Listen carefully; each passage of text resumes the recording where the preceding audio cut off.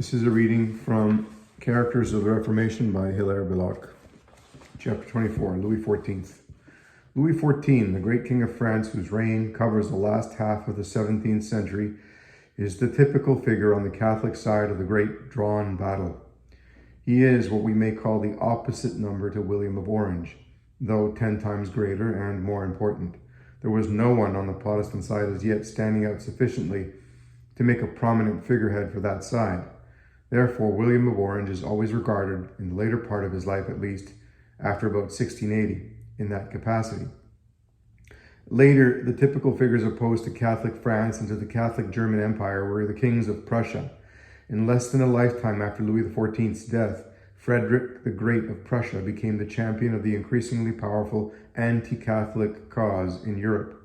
But as early as 1650 to 1700, it is the House of Orange, and in the later part of the period, William III of England, who represents, as we have seen, the resistance of the Protestant minority in Christendom. It is very important when we are following the history of all this not to read history backwards. That is, not to think of Europe as she later became a civilization divided into two or more or less equal halves, the Catholic culture and the Protestant culture, with the latter gradually advancing and the former divided against itself. In the later 17th century, at the end of the drawn battle, the Protestant culture had saved itself, but it was still very much weaker than the Catholic. It included the small populations of Scandinavia, the Dutch merchants of Holland, and the majority of their dependents, for Holland had a very large Catholic minority. Great Britain, and a certain proportion, perhaps 1/3 of the populations who spoke German. But the overwhelming majority of Europeans were still Catholic. The Greek Church had as yet no weight, for Russia had not yet risen to be a power affecting the affairs of Europe, and the Balkan states were under the government of the Turk. On this account, the men who led the Protestant culture everywhere regarded themselves as being on the defensive. They were maintaining what they felt to be a very difficult and gallant resistance against greatly superior forces, and the fact that they were able to make the battle a drawn one reinforced their courage and confidence in themselves.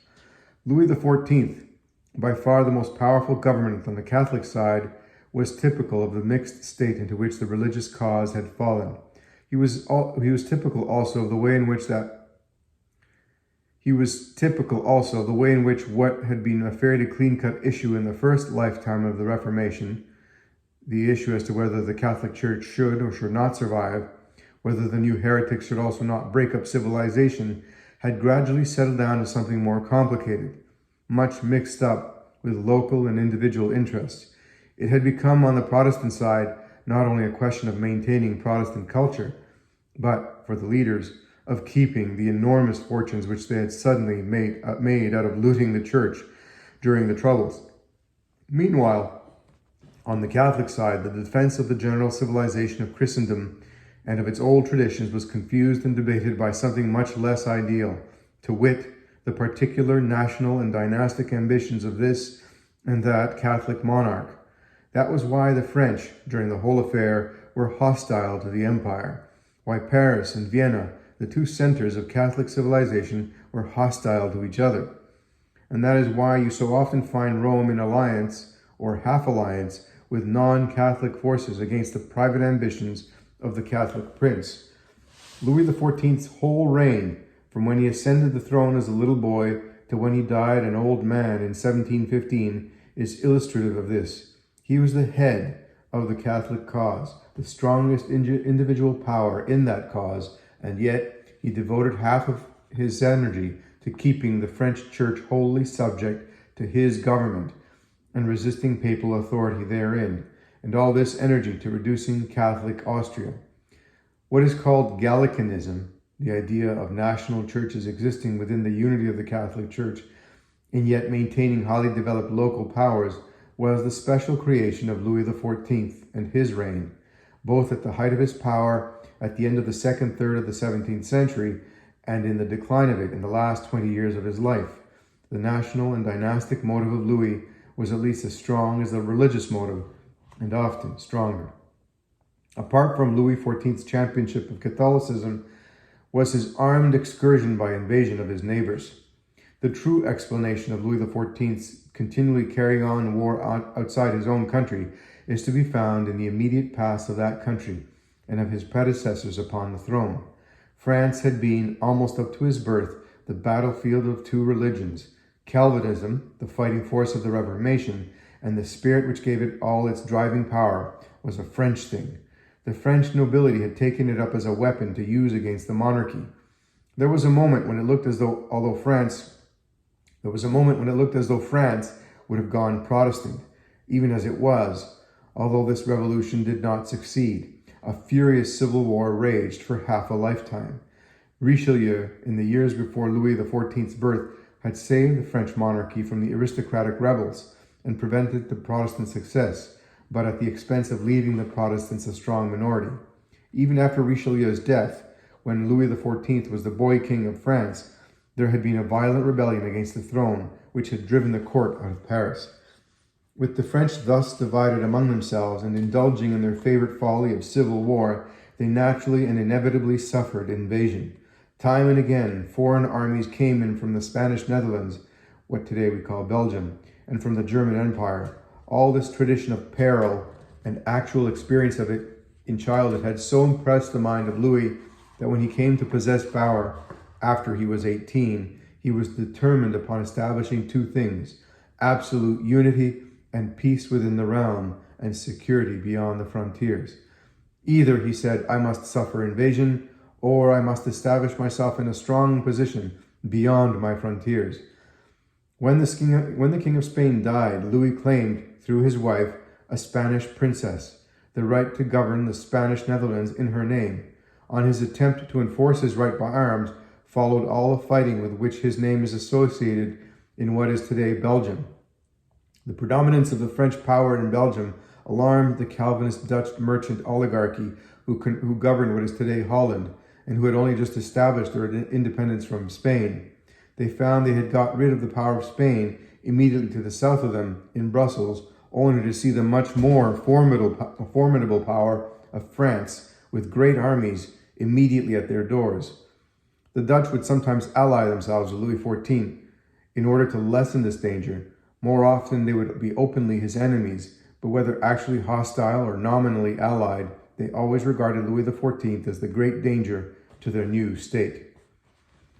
England, after the restoration of the legitimate King Charles II, who was Louis XIV's first cousin, could be used from time to time as an ally by Louis, but very uncertainly, for Charles II was determined to keep his throne over a nation now predominantly Protestant and jealous of French power. Charles II, therefore, skillfully played off the Dutch against Louis, and both of them against his own rebellious and disloyal wealthier classes, whose main effort was directed to lowering the power of the English crown. Elsewhere in Europe, the Empire, the Papacy, and the Spanish throne were all intermittently, but generally, hostile to Louis's scheme of making his realm secure from invasion by establishing himself in power upon and beyond his frontiers. After the Stuarts had fallen, and James II had been turned out of England by the successive conspiracies of the wealthier classes, the government of England joined in the general coalition against Louis XIV's old age, and William III, and after him the Duke of Marlborough during Queen Anne's reign, were leaders in battles which were fought with the one object of reducing the French power. The attack on Louis XIV was sufficient to exhaust French wealth and manpower, but it did not succeed in carrying on the invasion of the heart of France. It nearly succeeded in this, nor did it succeed in shaking the power of the French dynasty, or breaking up the unity of the French nation. The last piece of fighting at the very end of Louis XIV's reign turned upon the succession to the huge Spanish Empire at home and beyond the Atlantic. This had been left by will to the grandson of Louis XIV, and Louis XIV determined to maintain that grandson's claims. He succeeded in this. The Spanish Empire was governed by that younger branch of his family for 100 years to come. In the struggle, the Spanish Netherlands, which Louis had claimed to govern with their capital at Brussels, were taken out of the Spanish Empire and given to Austria, in whose hands they remained until the wars of the French Revolution. Regarded therefore politically, Louis XIV's reign as a whole was the triumph of himself as a person and of the French power, though not the triumph of the Catholic cause in Europe, which, as we have seen, was divided. At any rate, His rule established the maintenance of preponderant Catholic power in Europe. But France only achieved this position at the expense of Catholic culture, of continually supporting the smaller Protestant powers in Germany against the Empire. Even in the English struggle, Louis XIV was lukewarm. When the issue lay between the success or failure of James II in Catholic Ireland, Louis XIV, though willing to help his cousin, only consented to do so in a very half-hearted fashion, with few men, just enough to keep up the Catholic resistance in Ireland, but not enough to make that resistance finally successful. If we turn from the political side to the purely religious, we find in Louis XIV's reign the source of nearly all that has followed on the Catholic side in Western Europe from that time onward, and particularly the source of what has happened in France. The situation stood thus when Louis XIV had come to the throne as a boy. French Protestantism, led by many of the great nobles, backed by their wealth and numerically strong all over the place, but especially in the south, was in a kind of hostile truce against the rest of the nation and of the Catholic monarchy which governed it. But socially, things were going in favor of the old religion, as the young king increased in power, won victories beyond the frontiers, and led his French civilization, which morally dominated Western Europe. The greater and lesser Protestant nobles began to waver. Their religious feelings had never been so strong as their political, and indifference or conversion became commoner and commoner among them. It is probable that if the pressure had been allowed to go on uninterruptedly, it would have ended in the disappearance of most of the Huguenot centers, and France would have been as uniform in culture as England later became upon the other side. But at a critical moment, about halfway through the reign, a grave error was committed. The king thought he could hasten the process of unity and proceeded to outlaw the Calvinist religion in his dominions. Men professing Calvinism could no longer hold office or officer's rank. Every obstacle was put in the way of the practice of the Calvinist religion, even in private, and a worse feature was the quartering of troops upon recalcitrant districts, especially in the central mountains, where Protestantism had a hold upon the middle and lower middle classes, and even in some places upon the peasantry. The sufferings and brutalities accompanying this policy have been exaggerated, as such things always are, but they were very great. A considerable number of the French Protestants who could afford to do so emigrated. Those who remained behind, many of them very wealthy men holding a disproportionate number of posts in the commerce and finance of the country, were roused to a tradition of hatred against the monarchy, and of course, to still stronger hatred of the traditional national religion. It was from this that, later on, the opposition to the principle of monarchy in France and the fashionable anti-clericalism of the 18th century proceeded.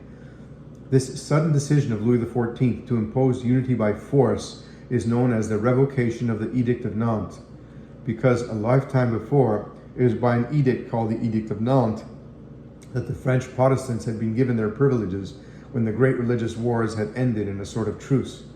It was with this revocation of the Edict of Nantes, as with so many other things in history, an apparent success proved in the long run not only to be a failure, but the weakening and threatened destruction of what had seemed to be the successful side.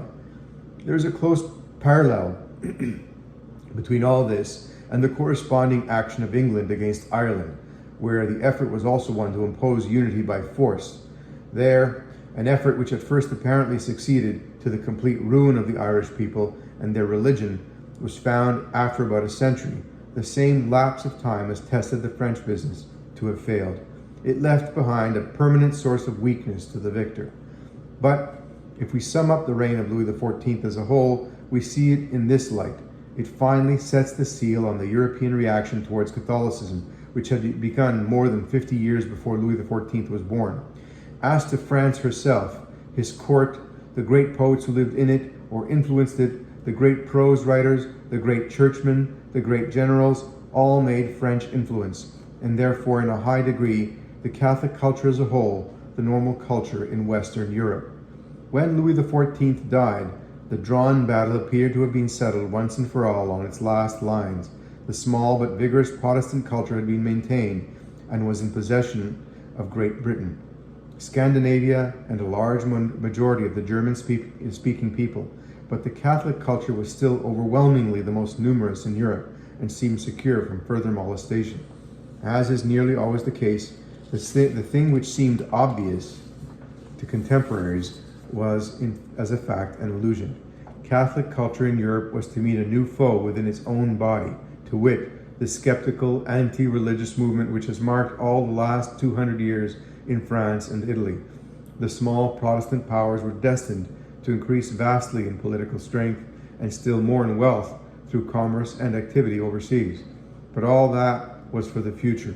The death of Louis XIV may be taken to be the final term of the great seesaw struggle of the 17th century. The drawn battle had resulted by 715 in the position I have described.